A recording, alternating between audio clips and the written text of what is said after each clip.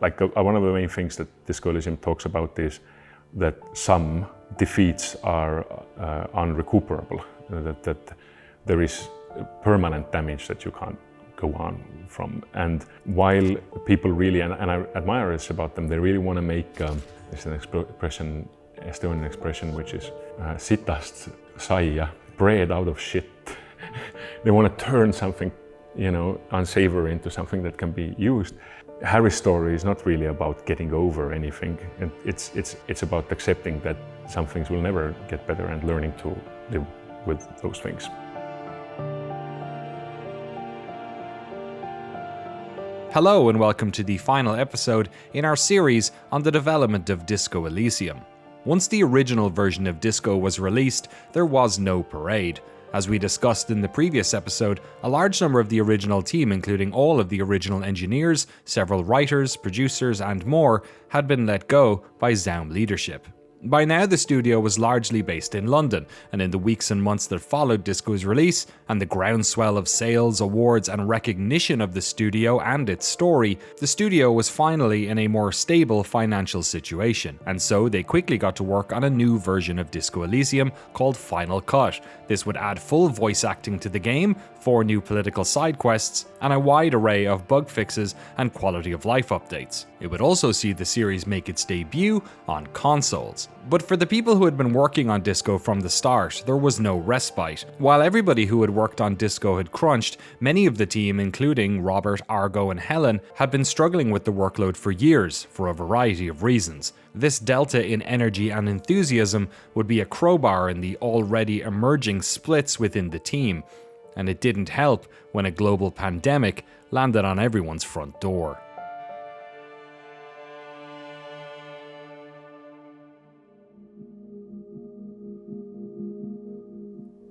After this period, things really changed. Pandemic happened and people weren't literally meeting up. This is kind of where I think things started going really south and relationships started going really south. I don't know, I've been thinking about it now for years. What is it, 4 years? Trying to kind of rack my brain what exactly happened. I think it was the pressure of the pandemic, along with the fact that a lot of people who had stayed were very tired. And then we had some new people coming in and some people returning. Justin Kiina and Kaspar Tammsalu, they had left to do their own projects at some point. And now they had, rejoined and had a lot more energy than maybe me or Argo, who had been working through the entire thing. Culture started changing as well, of course. I think part of it is natural and expected. We were now a different company, a company that released something. So a lot of it was seemed normal in the beginning. Yes, we're gonna have to grow up, be a lot more structured. All of it seemed really good. Regarding how things went, I cannot imagine how they could have gone much worse. I just simply cannot. Even in my worst nightmares, I could never have cooked up this kind of story. It's there's I'm a millennial, so I'm gonna resort to a South Park reference here. There's a South Park story where they build this underdog team of little preschoolers who go against the biggest, baddest ice hockey players. There's this South Park episode, and it ends with the underdog team of little preschoolers absolutely annihilated by the grown-up men, because what do you think is going to happen? And it turns out to be their story actually, and then they get all the money and their endings for their personal psychological narratives with their fathers or whatever, and these underdogs just get pulverized. So I feel it's a little bit like that. It's this absurdly negative ending, almost comically negative ending, or then the comics got pounded to smithereens again. It was interesting because I thought that, okay, this is actually where it's going to get easy. We can lay back, we can just enjoy the fruits of everything that we have achieved. And it was the opposite, where this is where I finally realized that I had really burned out when, I left the company. It took me years to recover before I was able to start working again. I had like really strong questions of like, do I even want to work in video games? I did always have the idea, and then all of us did, that we're going to get to tell the whole story of the return, basically. The little work that I got to do on Disco Elysium 2 was just basically taking all of these old dreams waiting to be realized and kind of structuring them into some kind of size, content size that's achievable by human beings. Are those dreams you keep close to your chest? Do you think that they kept going with that initial work, or do you think they gave up on it? I think about 4 months into it. They're not doable. Like it's not something that, you know, they're barely doable if the whole gang is together and in a good company and under like normal circumstances. Yeah, I don't think that's ever gonna see the light of day unless everyone just makes up and becomes friends again.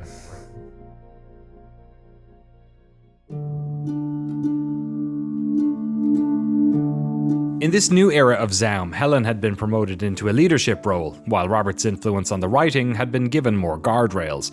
This wasn't without good reason. While the first Disco Elysium had been written over years and Robert, by his own admission, had been hands-on with as much of it as possible, taking on too much work and, as we discussed in the previous episodes, becoming a production bottleneck for other areas of the game. This was going to be a much bigger problem with a large studio attempting to make a sequel in a reasonable amount of time. Justin Keenan, who had contributed a lot of important writing and editing work on the project, had come back to Zaum and was later installed as Robert's right-hand man, or handler, depending on how you look at it. Responsible for many of the elements of production and management that had become issues with Robert during the initial game's development. Robert, Helen and Rostov took a period of extended leave to decompress after years of burnout, but for some of the people working on the final cut, the lack of input from these three during the project became deeply problematic. It was seen by some as Robert and his inner circle taking extended time away to enjoy themselves, while the rest of the team toiled on the new version of the game. This ongoing tension only increased when work on Disco 2 started, a game that would have to be written from scratch with new characters, new locations, quests, side quests, and skills.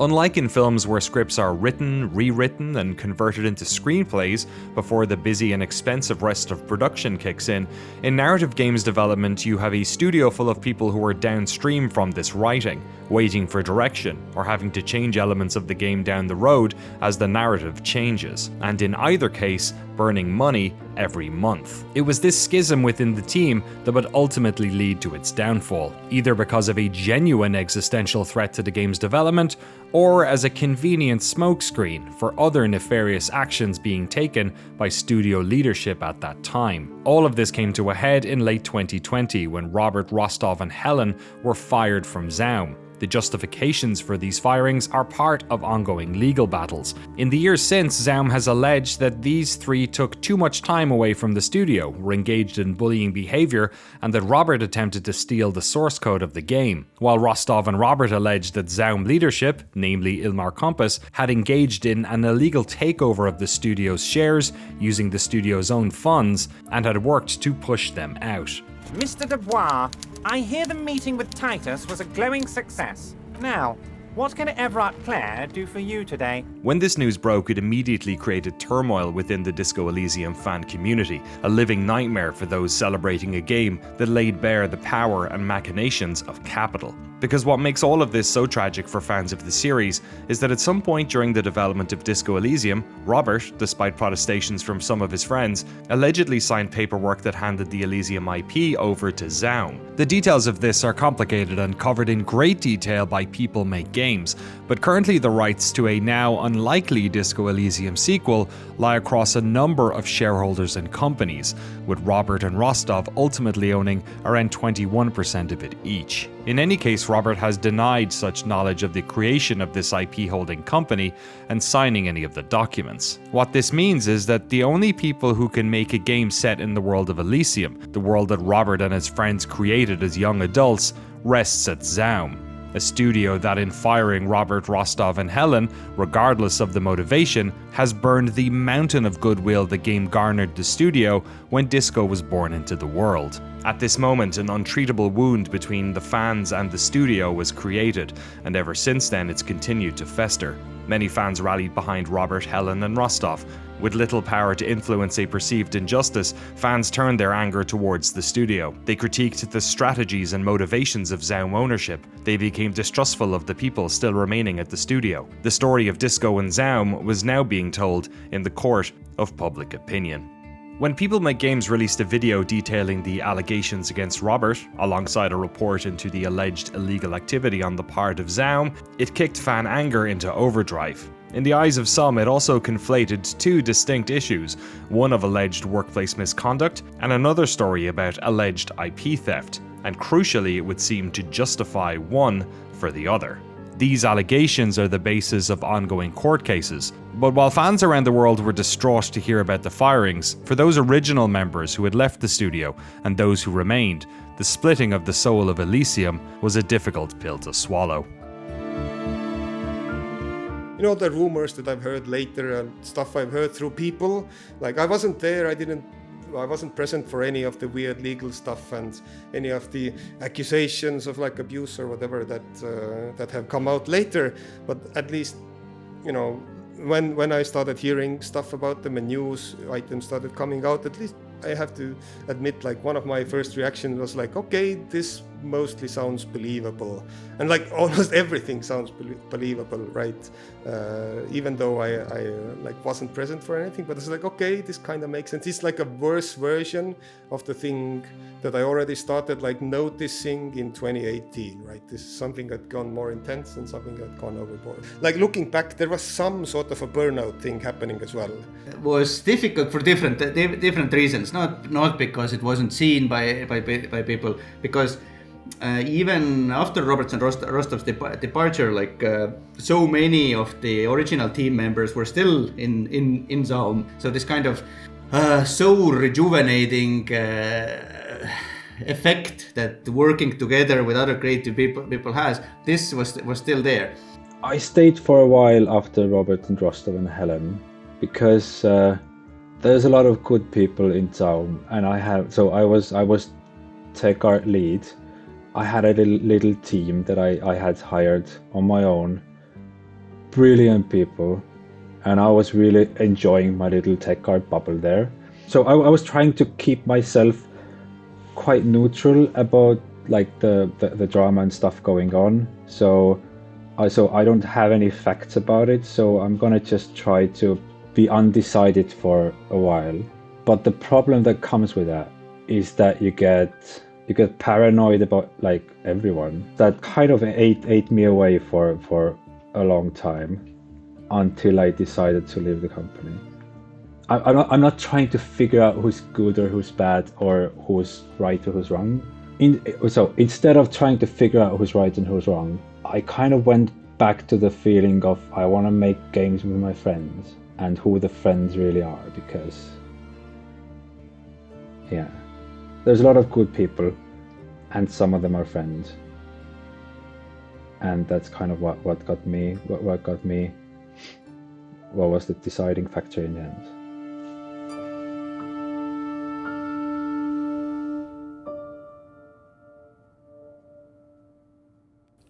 Well, it was the collapse of everything I had ever known. The death of my art movement, loss of several important friends, realization that several people who you thought were your friends, that you were actually like a pig being led to slaughter. It's like suddenly you have to look back at like years of working together with these people and understand that you are in their eagle hawk sight. So that was very wonderful. I tried to seek psychological assistance through the NHS. The healthcare systems of the United Kingdom failed me. I don't know, there were a few wistful thoughts about walking into the Brighton ocean and not stopping. Yeah, it was catastrophic. The first couple of years, or like before it sort of went public, I felt like completely severed from it, just like cut off from it, externalized from it, like all of the work and the art, it's now like theirs. That is quite a shock for an artist to be disconnected from his like work and stuff, because all of this stuff, it's like an extension of myself. I'm this big fat creature that's constantly just injecting stuff into the world, and all of it is my body, or like it's this weird sense that you have about it. It also like housed my paint, my brush stroke in it. So it felt like what I considered my main weapon of expression, the brushstroke, the thing that I had mastered over the years of making the game. That's basically only about the brushstroke. And it really felt that like all of it was like in there, and that, what am I to do now? How can I paint? Which is a little bit melodramatic and silly. Of course you can paint, but also a lot of it is still like in there. And I've been amputated like this the greatest thing you have ever made. All of these are like tiny pictures, but this guy is like a massive thing. Has been cut off from you.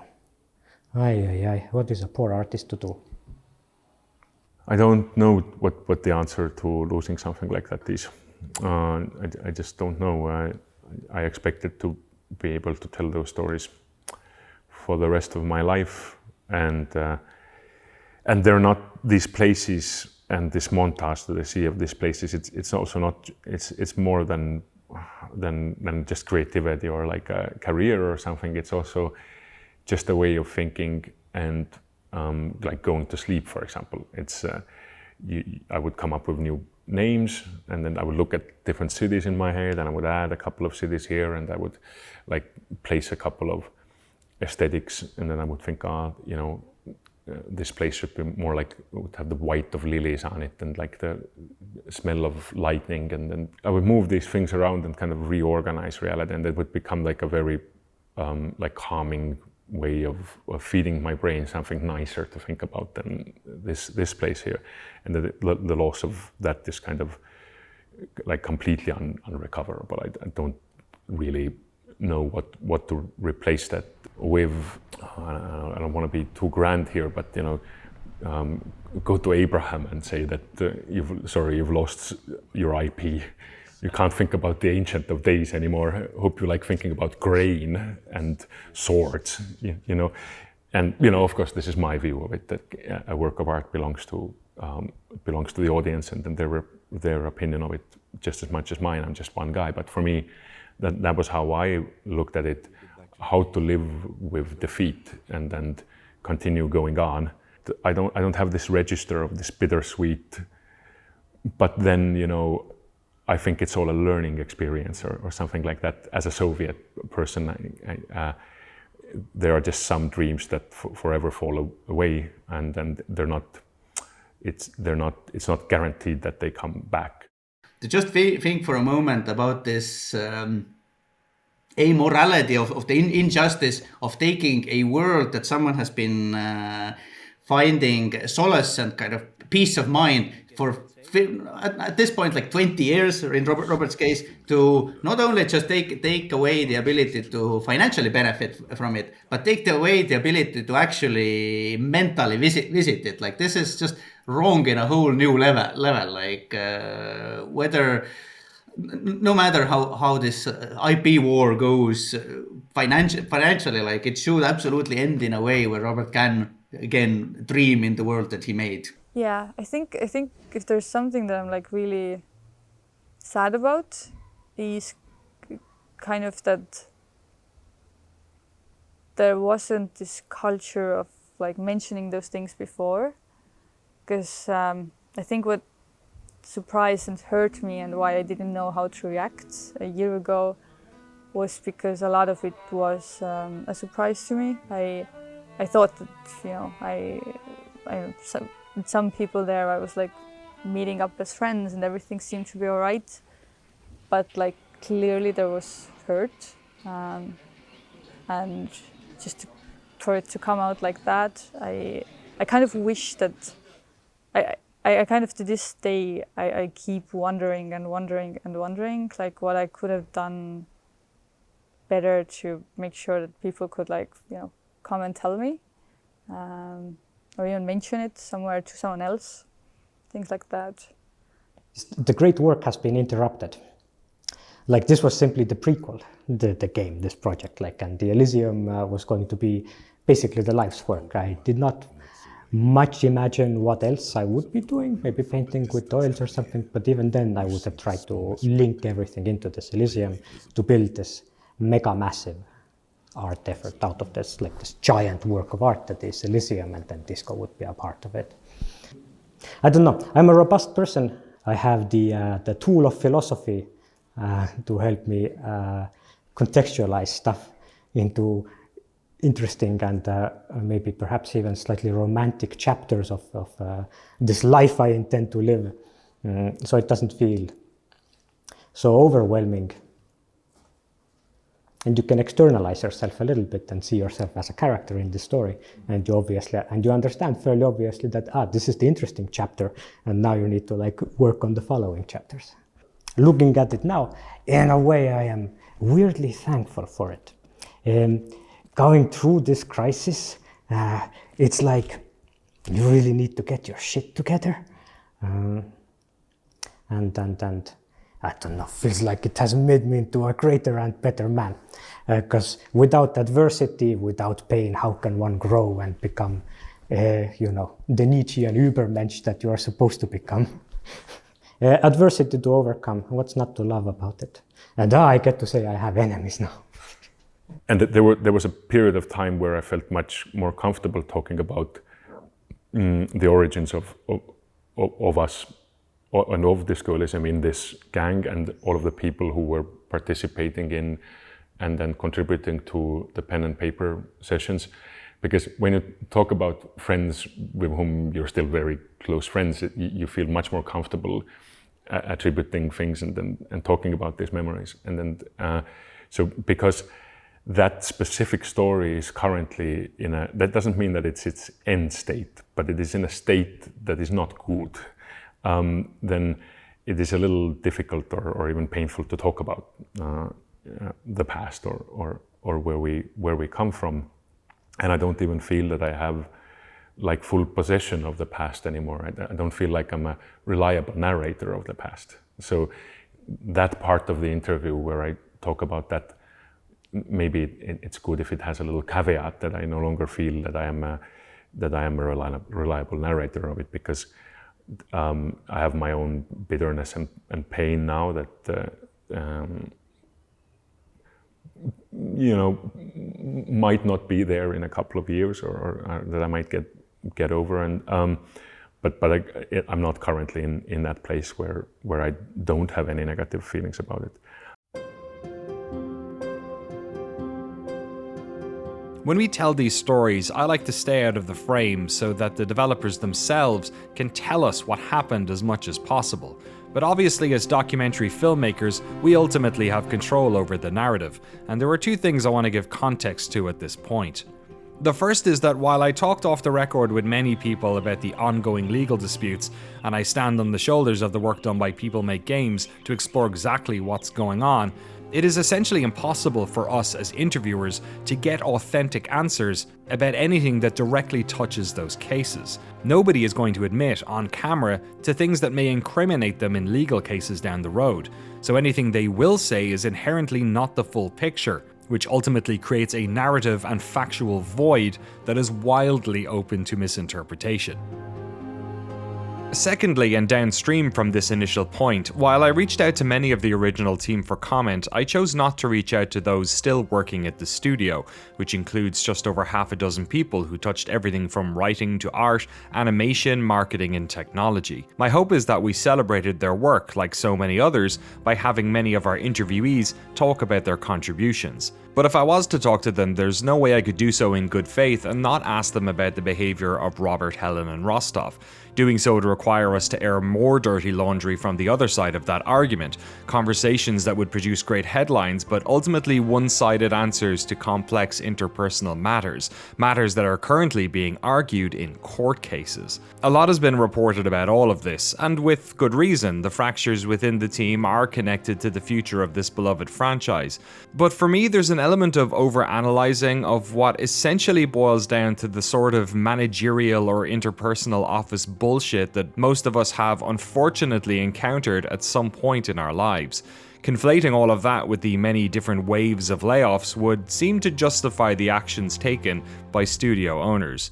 It's clear that many of the old team, be them at Zaum right now or not, had or still have issues with how Robert and others behaved, and I would say they are absolutely justified in doing so. For me though, a lot of the interpersonal issues within this story are frankly none of our business. Like in most office conflicts, there is no singular truth here. People have different perspectives, different motivations, and different levels of baggage coming out of all of this.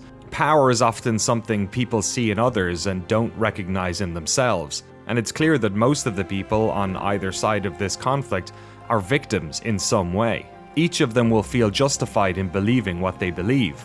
So for me, unpacking the dirty details of who says or thinks what and what people feel about all of this is something that should be done, but between those people in private. But sadly, with these court cases looming over everyone's head, many of those conversations are currently impossible to have. You know what's not a good time to start a growth narrative during free ongoing court cases. There is something very specifically brutal about not being able to admit any shortcomings if it can be used against you in the court of law. It's just, there's just a complete difference between what I emotionally feel and then what I would like to feel like, and then what I can say. No one's going to go out and generate court acceptable testimonies against their own character when they're in free court cases. But I guess the best I can say is that I'm not an inflexible idiot who just thinks that they behave in the best possible way in life. I will develop the magnanimity over the time, I'm sure. But as long as I still feel that my primary duty to the art is to try to get for myself and for all of us the opportunity to continue working perhaps in this intellectual property. In a perverse way, if I become a sorry cop now, then we're not going to get it. And that's not an excuse. I would very much like to, who doesn't want to, who doesn't like someone who accepts their shortcomings and who doesn't want to be that. And I definitely want to be that, but I can't do it publicly. Yeah, seems like a very frustrating position to be in for a number of years. Really, really, really fucking frustrating to be in, and I don't have any of the I don't have the antagonistic energy in me anymore. I'm not angry at anyone. I really am just, even the tiger just is a tiger, it just eats other animals. That's the way the tiger is. So emotionally, I don't have any of that in me. I would just very much like to be friends with my friends again, and I would like it to be over. But it just seems like it's going to take a very long time to be over. I'm going to ask you a question. Is that okay for me to say that? It's a very strange thing to ask an interviewer. Is it okay for me not to become sorry cop? Is it understandable in a way? I'm not looking for compassion, but just an opinion. Well, I'll put it this way: when you wrote the letter that was written, I'm not sure if you've watched the People Make Games video. I'm not going to watch this one either. Okay. There was a response that Chris asked you further questions. You responded with a text that he reacted to negatively because he thought that it wasn't empathetic to those people. Yeah. I read it as that person's in a court case. Yeah. So no, I think you're in a difficult position. I don't know what you do privately, because you can probably reach out to these people privately and it not be part of the court case. Again, that's none of my fucking business. I think the battle for public opinion around this thing is not the worst part, but it's close to the worst part of it. And I hate... It's humiliating is what it is. Right. It is extremely humiliating to have your relationship with your friends be part of of some public domain, it's kind of like it's participating in, not basically, but completely and directly in tabloid journalism. It's just tabloid journalism. If you want to be a dignified guy like Clint Eastwood, then just let everything be taken away from you and say, you know, Walk off into the sunset. Yeah. It's very undignified to fight. It is a very undignified thing to do. Why fight? Elysium, it's just you can't just let it. You just can't let it go. You can't just let it be like destroyed or it's like a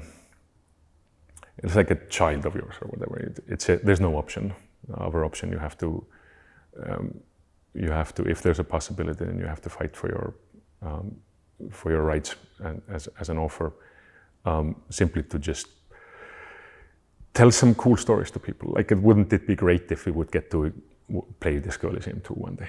Like, would you, like, if there would be a chance, would you like break it? Would you throw it away? Like, you can't. You have to safeguard it, even if it's a small chance.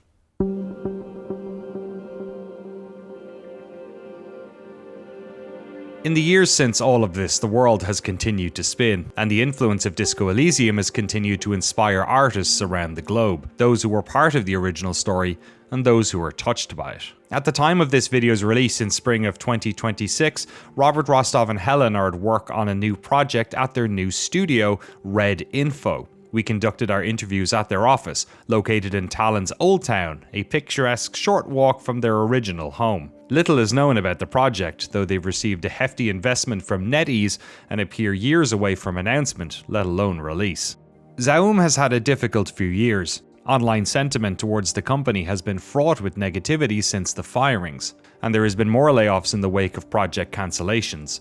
One such game was a spin-off of Disco Elysium, which reportedly focused on Kuno and Kuno S, originally pitched by one of our interviewees, Argo Tulik, who has since himself been laid off, along with 25% of the studio, upon that project's cancellation. Zaum released a mobile version of Disco Elysium last year, but most fans' attention is pointing towards Zero Parades for Dead Spies, an RPG set in a new world, which, if you've played the recently released Steam demo, plays a lot like Disco Elysium, but with some novel new additions to encounters and how your player's psyche is affected by your choices.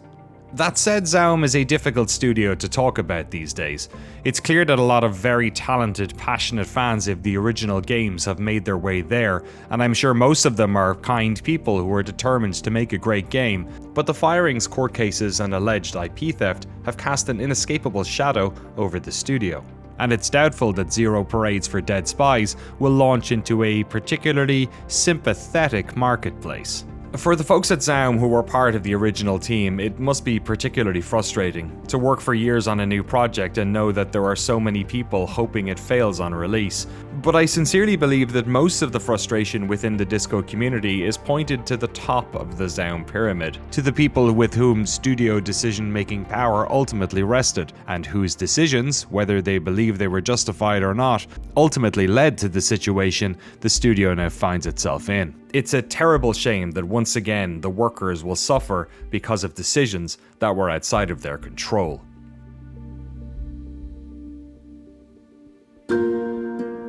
There have been other breakaway studios, with some having more of a connection to the creation of Disco Elysium than others. Some connected to that original team, like Carkender's Dark Math, and others with more tenuous connections like Longdu Games, which includes the CEO of Knights of Unity, the team who we previously mentioned took over programming when all the original Zaum engineers were fired, and they've also hired original Zaum member Martin Luiga. In fact, while we're talking about Martin, he did jump into the comments on our first video to clarify exactly who he wrote first drafts of, and also mentioned that he didn't draw those early sketches of Martinez we had given him credit for. Apologies, Martin. Just another example of our interviewees' memories being a little hazy.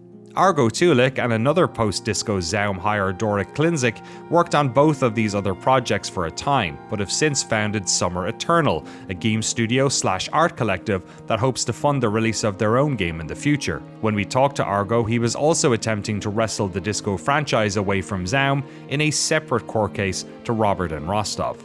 But what's heartwarming is the ways in which Disco Elysium has encouraged developers around the world in more subtle ways, encouraging indies and larger studios to add imaginative narratives and decision-making into their own games. For me, games like Norco and Citizen Sleeper feel steeped in this confidence, while recently released indie disco-like Esoteric Ebb has come out to rave reviews, clearly inspired by Disco Elysium without being cynically derivative. It remains to be seen if we'll ever see another Disco Elysium from the original creators, but the fallout from the game's release can still be felt across the industry, and it's my hope that this series is full of lessons that developers can learn from. A lot had to go right to make Disco Elysium a modern classic, a group of friends with new ideas, banding together to create something truly new and dangerous, a workplace which gave writers the time to edit and edit until the narrative was ready, non-traditional video game artists that created a world we'd never seen before, non-combat gameplay that challenged conventional design. But Disco Elysium is also a cautionary tale, about trusting capital, about treating your colleagues with respect, about crunch and burning out and making sure that no matter what happens with the first game, you and your team are ready for the second one. There's a romantic idea that to make great art you have to suffer, and I've worked long enough and covered enough games to know that this is sentimental nonsense. There is a universe in which Disco Elysium came out as good as it did, and a unified Zaum went on to bigger and better things. We don't live in that world, a fact that both fans of the game and the people we talk to mourn over. Much like Disco Elysium itself, there is no all-encompassing victory at the end of this story. There's just people, their strengths, their weaknesses, their dreams, and their baggage. Are there good guys and bad guys? Outside of the studio leadership of Zaum, this reporter doesn't really think so. Just people who made decisions based on their egos, desires, and material conditions at the time, and who ultimately have to live with those decisions as they move forward through life. This story, much like Harry's, is to be continued.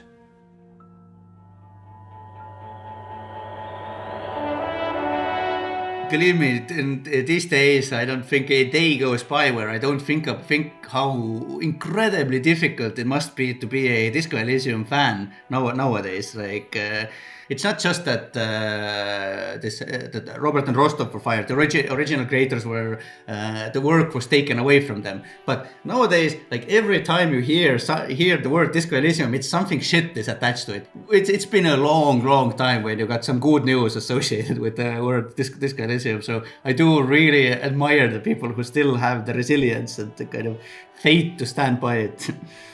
You know, quite often people who make games say, but we're very proud of the creativity it has kind of induced in the people who played. I don't go online to the forums and stuff like that.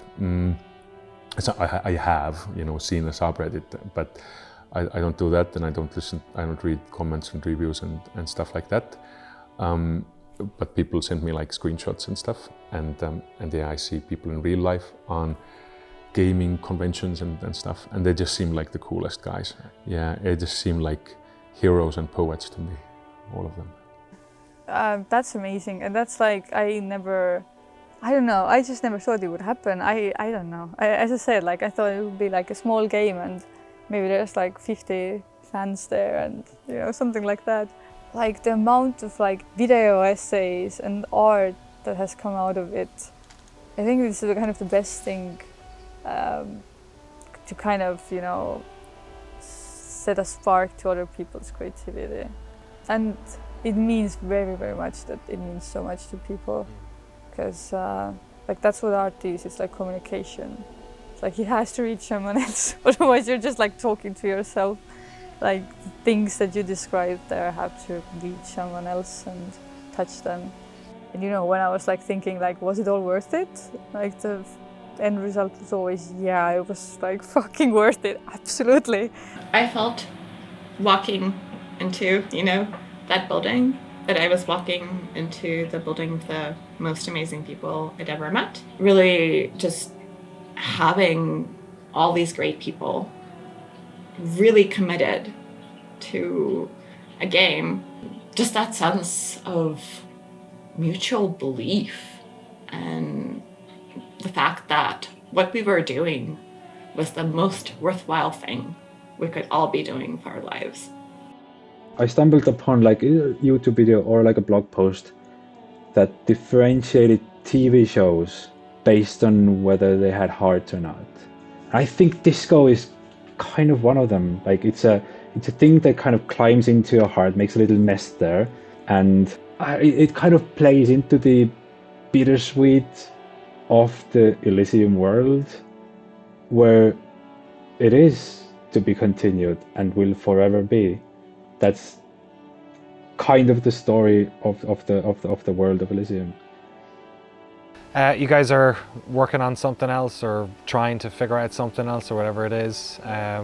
I hope we get to talk again in the future. Yes. And hopefully it's not 7 or 8 years from now, but if it is, it'll probably have been worth the time. Yes, I hope the same, yeah, definitely. Life goes on. Bills need paying. I still know how to write some thigh-slapping material every now and then. I still know how to write characters and so on. I still have all of my like tools of my trade, and all of the aesthetic things that we learned over those years. But if I'm able to do something after this, it would have to be something that stares right into the barrel of this defeat, into losing another world, into losing even the hope of anything else than this place here. Right? It's almost like a perfect hellish Aesop or fable. So I guess the one thing that I can say is clearly the answer is not to try to imagine another world now. Like that's not the answer. The answer creatively is to then look at this desert that we have here and say, okay, what can we do about real history then? Yeah.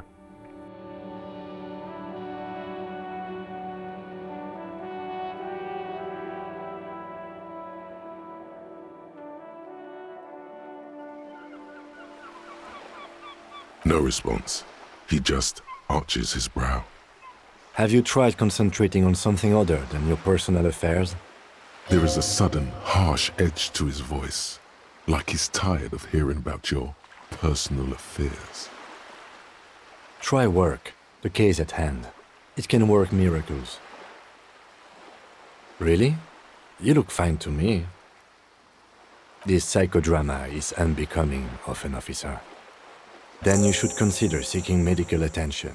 You can use the radio in my kinema to call your station's Lazareth. Was there anything else you wanted? What do you want to know?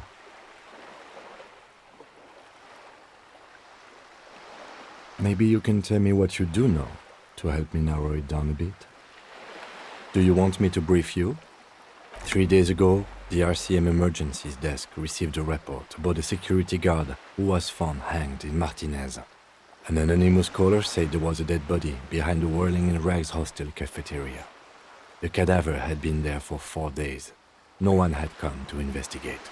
During that time, the victim had been stripped of his belongings.